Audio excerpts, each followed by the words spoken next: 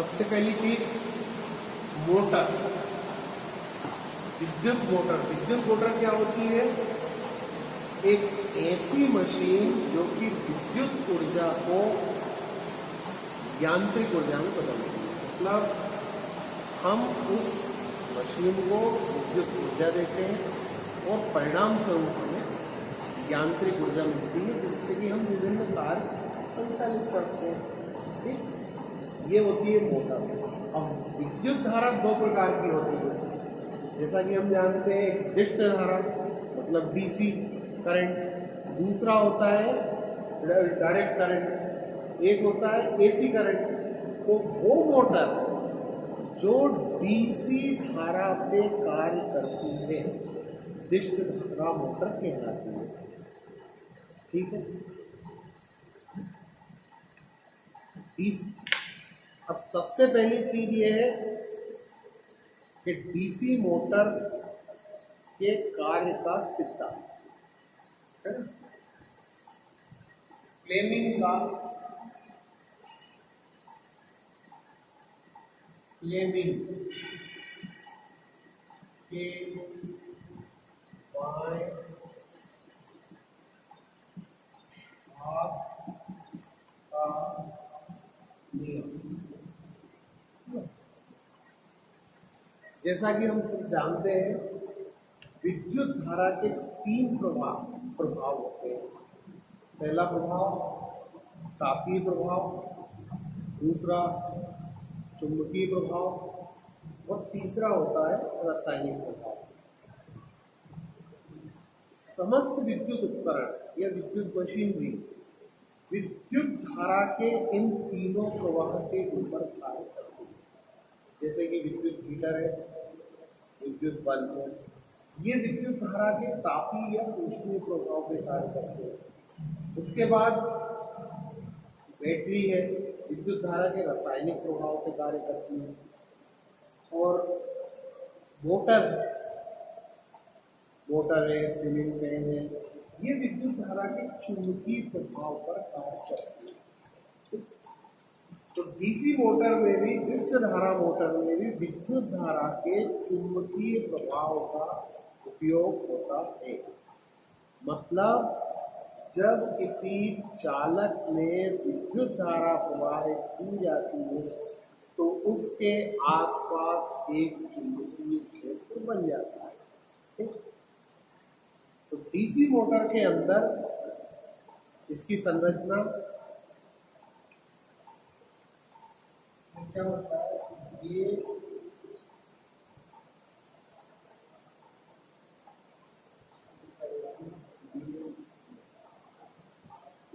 इसके अंदर ये इसका स्थिर पार्ट है, ये स्थिर पार्ट है, जैसे कि योग इसके अंदर योग में वाइंडिंग, ये स्टेटर बोलते हैं, जैसे कि इसके अंदर वाइंडिंग करी होती है विद्युत चालक। दूसरा पार्ट इसका जो होता है रोटर मतलब घूमने वाला पार्ट, जो कि इसके बीच में घूर्णन करता है, जो कि इसके बीच में घूर्णन करता है। ये है स्थिर पार्ट, ये है इसका घूमने वाला पार्ट। इसके अंदर भी विद्युत चालक या विद्युत वाइंडिंग कॉइल और फॉर्म के अंदर लगी हुई होती है।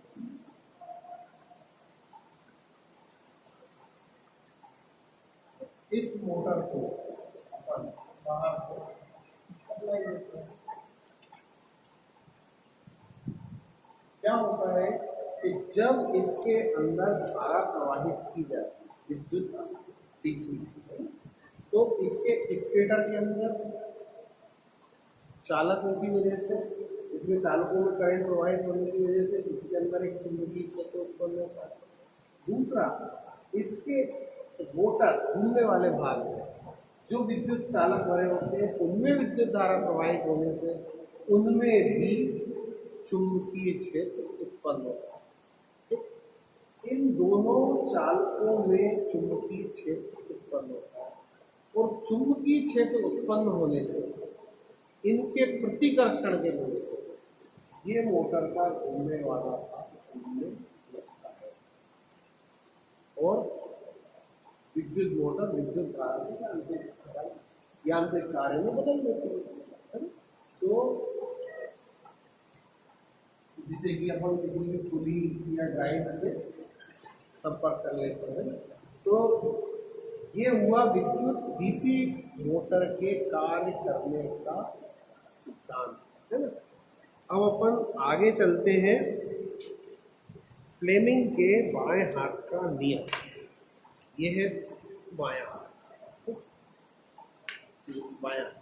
बाएं हाथ के नियम में जो फ्लेमिंग के अनुसार जब इसमें विद्युत धारा प्रवाहित की जाती है तो मोटर धारा की दिशा क्या होगी, गति की दिशा क्या होगी, ये फ्लेमिंग के बाएं हाथ के नियम से पता चलता है।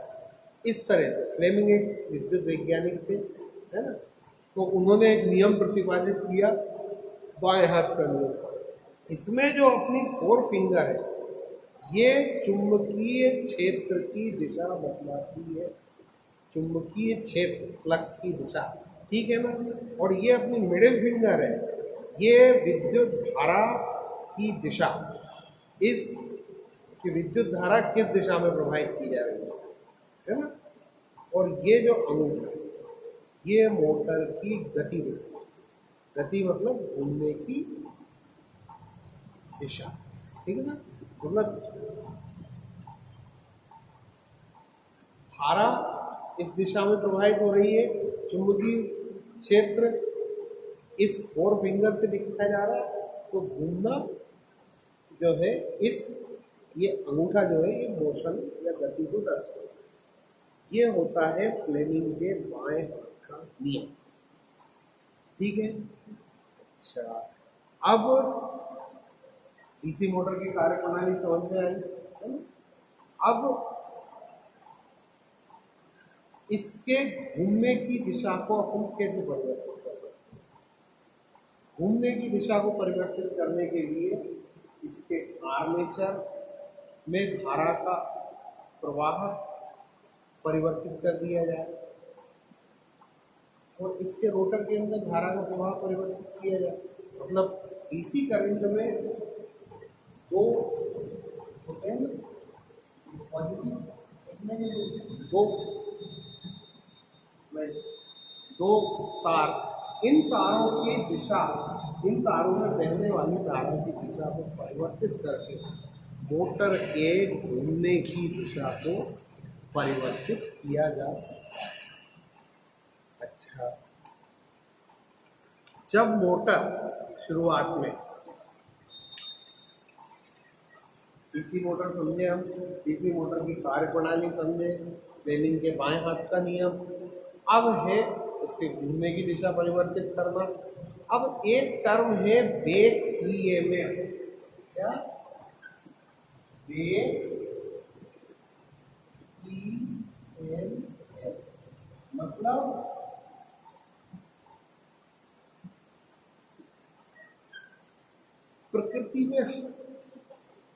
प्रकृति में हर चीज हर चीज के विरुद्ध एक क्रिया होती है।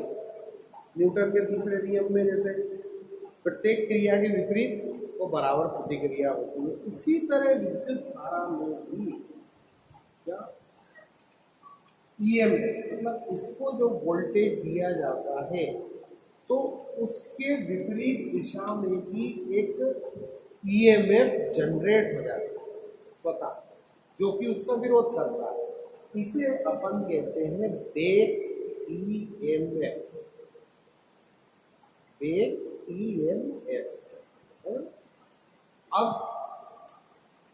क्या होता है, जब मोटर स्थिर अवस्था में है, इसमें कोई धारा प्रवाहित नहीं की जा रही, ठीक, तो हम इसे जब विद्युत धारा देते हैं तो ये मोटर में विद्युत धारा के फलस्वरूप चुंबकीय क्षेत्र जनरेट होता उत्पन्न होता है और चुंबकीय क्षेत्र के प्रतिकर्षण के फलस्वरूप मोटर घूमती है। शुरुआती अवस्था में बेक ईएमएफ की वजह से मोटर को घूमने में अत्यधिक करंट की आवश्यकता होती है। आपने देखा होगा कि जब किसी मोटर को स्टार्ट किया जाता है तो घरों की लाइटें डिम हो जाती है ना, क्योंकि उस शुरुआती अवस्था में मोटर बहुत अधिक धारा का उपयोग करती है स्थिर गति से घूम अपनी चलित अवस्था में आने के लिए। ये होता है बेक ईएमएफ। ठीक है, अब अगला शब्द है टॉर्क।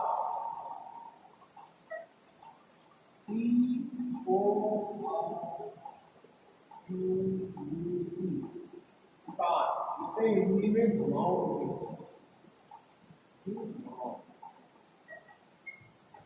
क्या? घुमाव का मतलब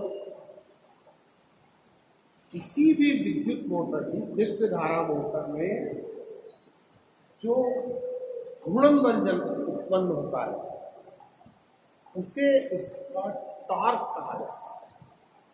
टॉर्क मतलब घुमाव बल। ठीक, अब डीसी मोटर जो होती है वो 3 प्रकार की होती है। डीसी मोटर 3 प्रकार की होती है और ये टॉर्क का बहुत महत्वपूर्ण रोल है डीसी मोटर। मैं आगे बताऊंगा क्या है वो।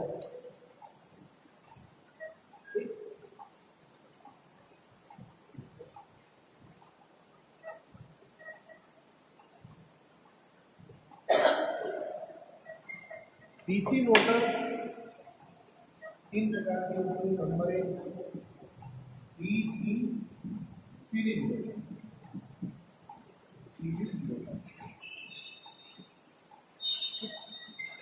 Number 2 DC shunt motor.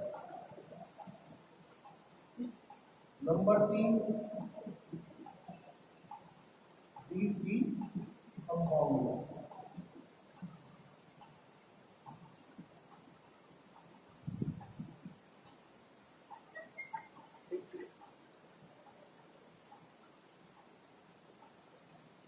सबसे पहले डीसी सीरीज। जैसा कि अपन ने अभी देखा थोड़ी देर पहले कि डीसी मोटर के अंदर स्थिर पार्ट जो उसके स्टेटर मोटर का वो भाग बाहरी पोल जो कि स्थिर रहता है उसके अंदर भी चालक भरे होते हैं और घूमने वाला भाग जिसे रोटर कहते हैं उसके अंदर भी विद्युत चालक या विद्युत वायु भरी होती है और दोनों में धारा प्रवाहित होती है। ठीक ठीक, तो जब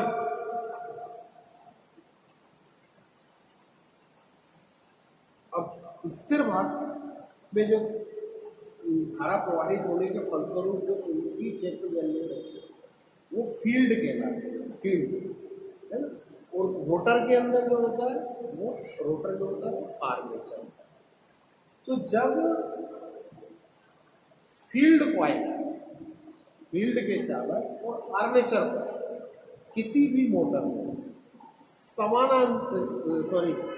श्रेणी क्रम में जुड़े होते हैं सीरीज में, तो वो मोटर मतलब वो डीसी मोटर जिसमें फील्ड कॉइल और आर्मेचर कॉइल समानांतर श्रेणी क्रम में जुड़े होते हैं उसे डीसी सीरीज मोटर। अब बात आती है डीसी शंट मोटर की, है ना, जिसमें फील्ड कॉइल, फील्ड मतलब उसके स्थिर मतलब स्थिर भाग के चालक कॉइल और घूमने वाले भाग के चालक समानांतर क्रम में जुड़े होते हैं, पैरेलल। तो वो मोटर डीसी शंट मोटर कहलाती है।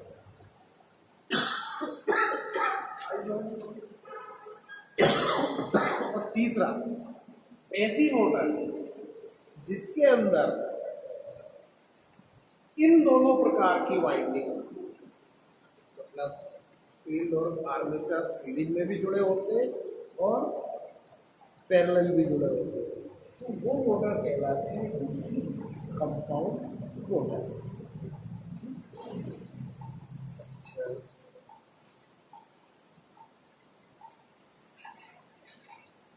अब बात ये आती है कि डीसी मोटरों का जनरली धारा अपनी अपन जो अपने पास जो आती है वो होती है एसी। तो फिर एसी डीसी धारा उत्पन्न तो नहीं होती, डीसी धारा को तो बनाना पड़ता है एसी।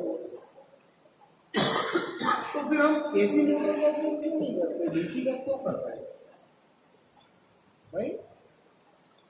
एसी से डीसी बनाओ और डीसी से फिर मोटर चलाओ, इससे डायरेक्ट अपन सीधे एसी से भी मोटर चलेगा। चलती है एसी की मोटरें भी होती है, ऐसा नहीं है, लेकिन डीसी मोटरों की भी अपनी उपयोगिता होती है। क्या होता है, इसके आर्मेचर और फील्ड दोनों में चालक होने की वजह से इन मोटरों का टॉर्क बहुत ज्यादा होता है। टॉर्क का मतलब घुमाव बल, क्या टॉर्क मतलब घुमाव बल बहुत अधिक होता है। तो ऐसी जगह जहां की अत्यधिक टॉर्क भारी मशीनरी को चलाने की जरूरत होती है, वहां पर डीसी मोटर का उपयोग किया जाए। जैसे रेलवे इंजन, रेल काफी वजनी, वहां पे अत्यधिक घुमाव चाहिए होता है, इसलिए डीसी मोटर का उपयोग किया जाता है। माइन से खदाने हैं, क्रेन है, वो सॉरी ये अपने लिफ्ट है, इनके अंदर अत्यधिक घुमाव बल की आवश्यकता होती है, इसलिए यहाँ पर डीसी मोटर का उपयोग किया जाता है। अब अगला जो अपना पॉइंट है डीसी मोटर के संबंध में, कि मोटर हमने बनाई, चल गई, लेकिन कई कार्य ऐसे होते हैं जैसे कि रेल का इंजन स्थिर गति पे तो चलेगा भाई, उसको मतलब अपने ट्रैक के अनुसार उसमें गति का नियंत्रण भी करना पड़ता है ना।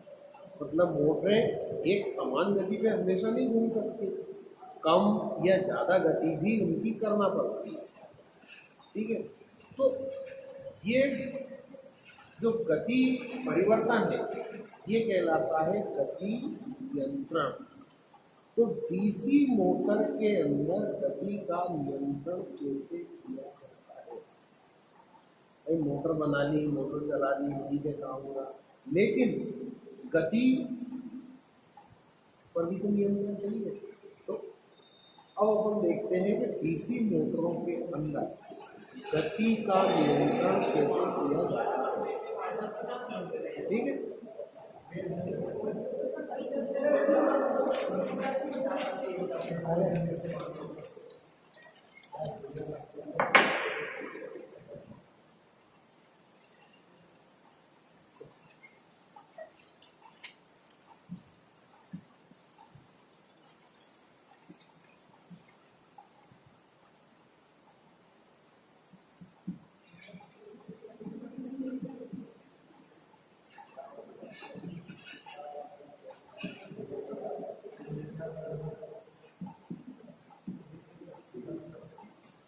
डीसी मोटर के अंदर गति का नियंत्रण है ना। सबसे पहले डीसी मोटर के अंदर दो भागों में सप्लाई जाती है, धारा जाती है, एक उसका घूमने वाला भाग, एक उसका फील्ड वाला, ठीक है। तो इसके अंदर पहली फील्ड नियंत्रण,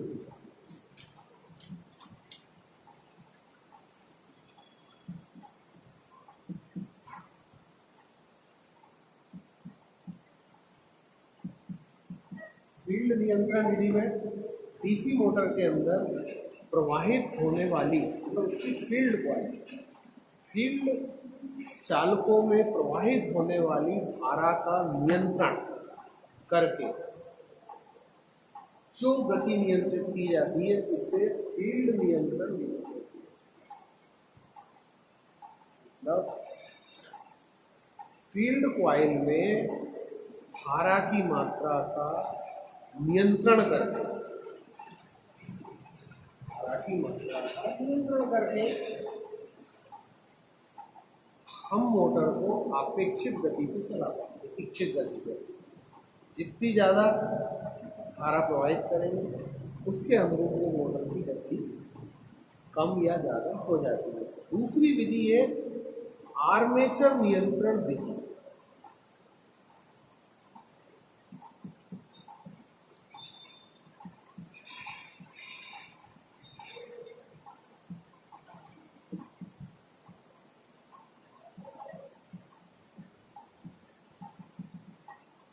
आर्मेचर मतलब विद्युत धारा के घूमने वाले भाग में प्रवाहित होने वाली धारा को नियंत्रित करके मोटर की गति को परिवर्तित करना, कम या ज़्यादा करने को आर्मेचर नियंत्रण विधि कहते हैं। ठीक है। और तीसरी विधि क्या? तीसरी विधि होती है सप्लाई वोल्टेज नियंत्रण विधि। आपका जो सीलिंग फैन होता है, सीलिंग फैन का जो रेगुलेटर होता है उसके अंदर क्या होता है? एक प्रतिरोध होता है। मतलब क्या रहता है इसके अंदर इस तरह का एक प्रतिरोध, और ये सप्लाई के परिपथ में तो इसे इच्छित स्थान पर लगा दो। अगर अपन यहाँ लगा देंगे रेगुलेटर को, रेगुलेटर का ये टेपिंग, तो इसको पूरी धारा मिलेगी, पूरा वोल्टेज मिलेगा, अर्थात अपना मोटर जो है वो पूरी गति से घूमेगी। और अगर इसको अपन जैसे जैसे पीछे हटाते जाएंगे ये जो धारा है कि प्रतिरोध में से रुकावट प्रतिरोध में से गुजरेगी, जिसके फलस्वरूप ये इसका वोल्टेज कम या ज्यादा होता है। तो इस तरह से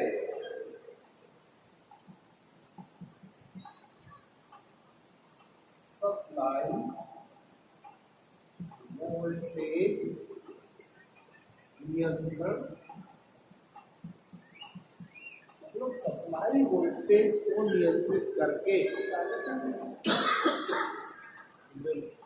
मोटर की गति को कम या ज्यादा करने को सप्लाई वोल्टेज नियंत्रण मिलती है।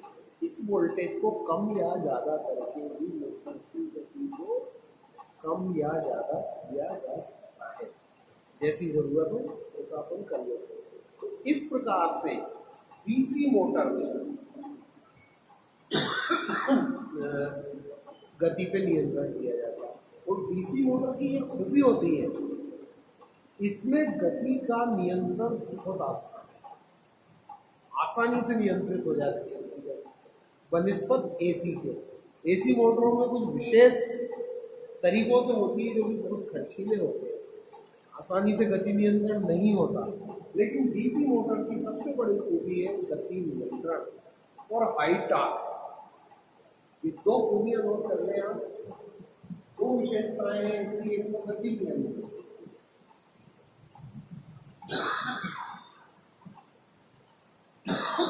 और दूसरा उच्च घुमाव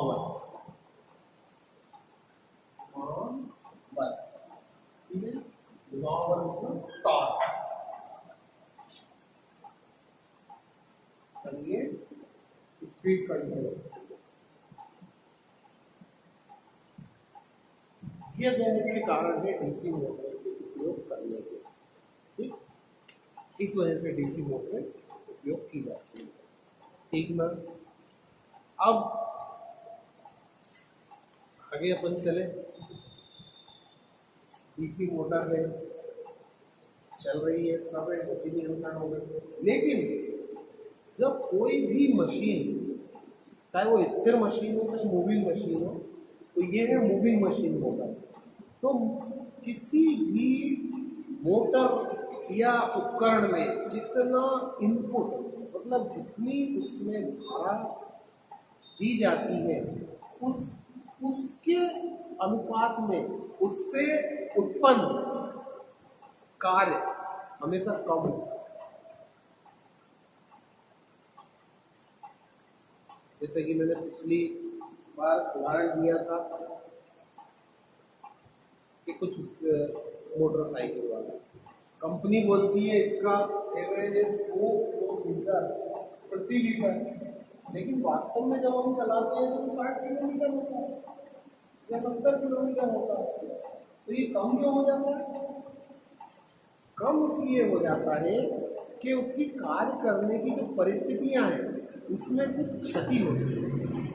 इसी तरह मोटर में भी जो धारा, जो विद्युत प्रवाहित की जाती है, उतना उससे आउटपुट नहीं निकलता, मतलब कुछ क्षति हो रही है। क्षति कैसे होती है वो देख लें।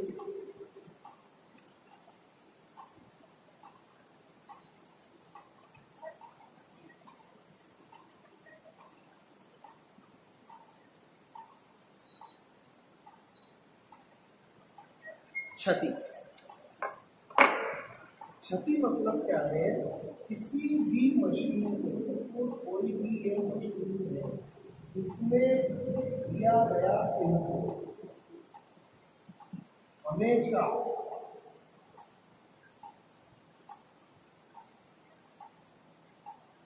आउटपुट से अधिक, जो इनपुट दिया जाता है उससे उतना आउटपुट नहीं निकलता, मतलब इस मशीन के अंदर कुछ क्षति हो रही है।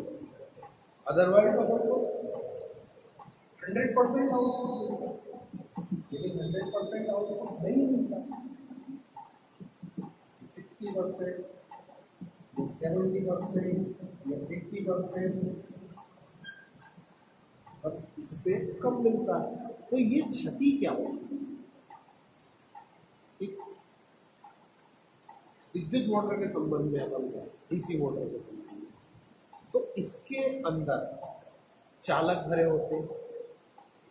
इसकी फील्ड में और आर्मेचर में जो चालक भरे होते हैं वो सामान्यतः तांबे के बने होते हैं। तो तांबे का प्रतिरोध कम होता है इसलिए उनका उपयोग किया जाता है। तो लेकिन कुछ प्रतिरोध तो होता है, तो उस प्रतिरोध की वजह से उन चालकों में कुछ विद्युत धारा ऊष्मा के रूप में बर्बाद हो जाती है, कुछ उसका प्रतिरोध धारा को रोकता है क्या। तो इस तरह से हुई क्षति ताम्र क्षति है, यानी जिसे कहें कॉपर लॉस। मतलब उसके चालकों में उत्पन्न धारा, चालकों की वजह से जो क्षति होती है वो कहलाती है ताम्र क्षति। ये तो हो गई चालकों की वजह से क्षति। दूसरी क्षति होती है इसमें, इसका जो स्टेटर है या और या रोटर है, ये सिलिकॉन स्टील की पत्तियों के बने होते हैं। सिलिकॉन स्टील मतलब जैसे कि इसका ये रोटर है, ये रोटर है, इसके अंदर ये स्लॉट्स होते हैं, ये स्लॉट्स होते हैं और इनके अंदर चालक होते हैं। तो ये जो भाग है, ये जो बना होता है, ये लोहे का होता है, लोहे का। ये सिलिकॉन स्टील का बना होता है। सिलिकॉन स्टील का इसलिए बना होता है कि सिलिकॉन स्टील के अंदर लॉसेस कम होते हैं, सामान्य लोहे का ही बन सकता है, लेकिन उसमें क्षति अधिक होती है। ये सिलिकॉन स्टील का बना होता है, लेकिन इसमें भी तो कुछ क्षति होती है। इसके अंदर जब चुंबकीय फ्लक्स प्रवाहित होता है तो ये क्षति जो है, ये क्षति कहलाती है लोह क्षति, लोह क्षति या आयरन लॉस।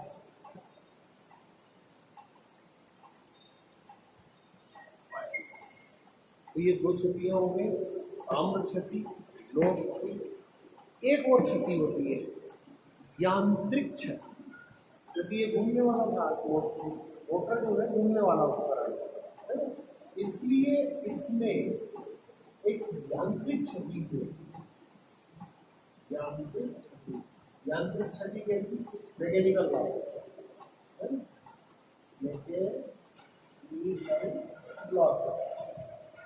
मैकेनिकल लॉस से होता है। क्योंकि मोटर एक घूमने वाली मशीन है, इसके अंदर घूमने के लिए बेरिंग या बुशों का उपयोग किया जाता है, जिनमें कि कुछ घर्षण होता है। कोई भी वस्तु 100% घर्षण तो होती है, ठीक। तो जब ये घूमती है तो इसके बेरिंगों में घर्षण के फलस्वरूप कुछ ऊर्जा बर्बाद हो जाती है और हमें पूर्ण आउटपुट नहीं मिल पाता। इस प्रकार से कोई क्षति हो, अपन यांत्रिक क्षति क्या है। तो डीसी मोटर में 3 प्रकार की क्षतियां हो गई, copper loss, iron loss, mechanical loss, जिसकी वजह से दिए गए इनपुट के बराबर आउटपुट प्राप्त नहीं होता। अब इन क्षतियों को कम करने के लिए, जैसे कि ताम्र क्षति, इसको कम करने के लिए ऐसे चालकों का उपयोग किया जाता है जिनका की प्रतिरोध बहुत कम होता है, आसानी से धारा को प्रवाहित होने देते हैं, जैसे कि कॉपर। लोह क्षति को कम करने के लिए इसके घूमने वाले और स्थिर भाग को सिलिकॉन स्टील की स्टैंपिंग पट्टियों का बनाया जाता है ताकि कम। दूसरा, यांत्रिक क्षति कम से कम हो, इसके लिए इसके बेरिंग को दुरुस्त रखना, इनमें समय समय पर नियमित रूप से ब्रेसिंग करते रहना और मोटर का अलाइनमेंट सही रखना। अलाइनमेंट लेवल, मोटर को आड़ी तिरछी और किसी ऐसे स्थान पे नहीं रखना क्योंकि हिलने लग जाए। तो इन क्षतियों को इस प्रकार से कम किया जा सकता है, ठीक। अब क्षति के बाद जो इसकी दक्षता है, दक्षता मतलब कौन सी मोटर कितनी इफिशिएंट है, ये अपन कैसे पता करेंगे। इसके लिए अपन को मोटर को दिया गया मोटर की दक्षता, मोटर की दक्षता या इफिशिएंसी,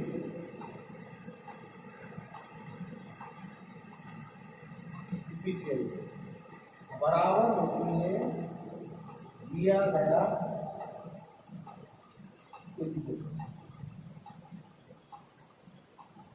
अपॉन मोटर से प्राप्त, मशीन से प्राप्त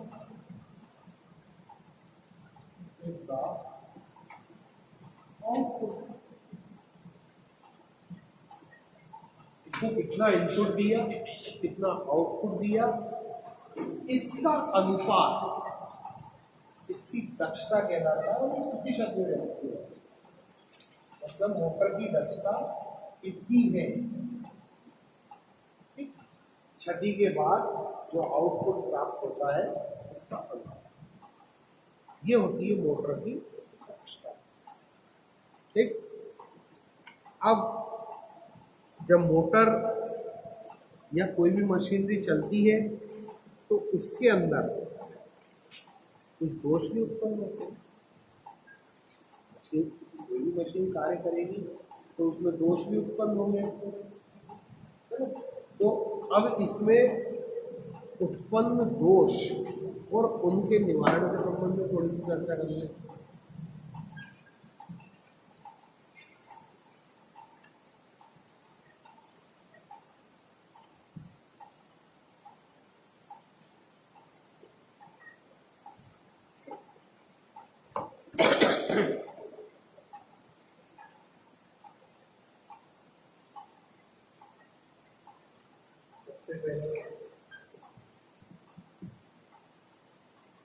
मेन सप्लाई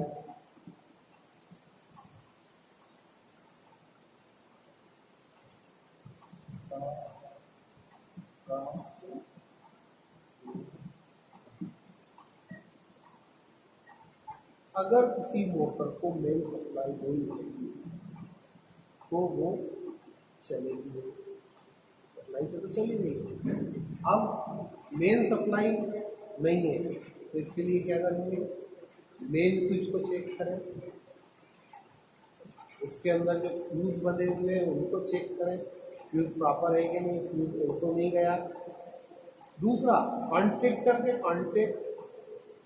कॉन्टेक्टर लगे होते हैं, उनके जो कॉन्टेक्ट पॉइंट है वो प्रॉपर तरीके से मिल रहे हैं या नहीं, धारा को अवरुद्ध तो नहीं कर रहे हैं, और अगर अवरुद्ध कर रहे हैं तो फ्यूज और कॉन्टेक्टर को चेक करके धारा की प्रवाह को मतलब सुचारू रूप से चालू करना, ठीक, उसके बाद मोटर को चालू करना। दूसरा, डीसी मोटर के अंदर रोटर या घूमने वाले भाग में सप्लाई देने के लिए कार्बन ब्रशों का उपयोग किया जाता है। तो ये कार्बन ब्रश अगर रोटर के प्रॉपर संपर्क में नहीं है तो क्या होगा, मोटर नहीं चलेगी। कार्बन ब्रशों का उचित संपर्क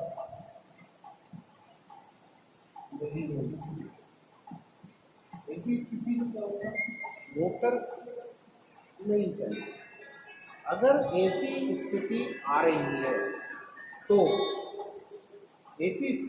है तो कार्बन ब्रशों को संयोजित करके उसे प्रॉपर संपर्क करा दिया जाए, उनका टेंशन संयोजित कर दिया जाए तो मोटर चलने लगेगी। तीसरा है, इसके किसी भी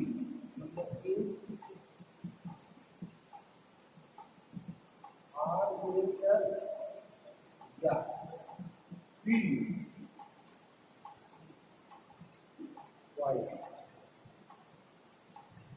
में शॉर्ट ऑब्लिक ओपन सर्किट, अगर मोटर के आर्मेचर या फील्ड कॉइल चालकों के बीच शॉर्ट सर्किट या ओपन सर्किट जैसी कोई स्थिति निर्मित हो जाए तो भी मोटर नहीं चलेगी।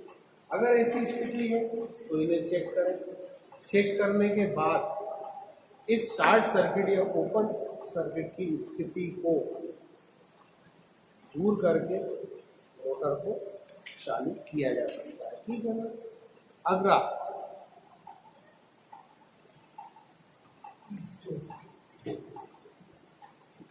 मोटर का ओवरलोड,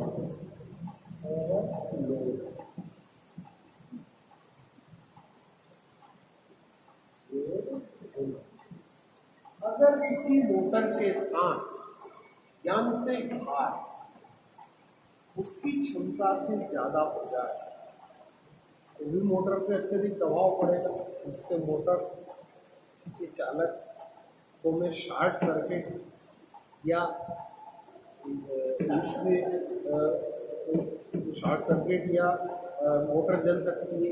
ऐसी स्थिति में मोटर के ऊपर संयोजित लोड को कम करके मोटर की क्षमता के अनुसार लगा के चलाना चाहिए। ठीक है ना। तो ये इस प्रकार से कुछ दोष उत्पन्न हो जाते हैं। दूसरा, ये घूमने वाला भाग है, तो घूमने वाली जो मशीन है तो इसमें बेयरिंग वगैरह की नियमित रूप से जांच कर लेना चाहिए। अगर नहीं घूम रहा, बेयरिंग अगर खराब है तो उसे बदलना, ग्रीस या प्रॉपर ग्रीसिंग करना। तो इस प्रकार से मोटरों में कुछ दोष उत्पन्न हो जाते हैं, इन्हें सही तरीके से जांच करके और अपन मोटर को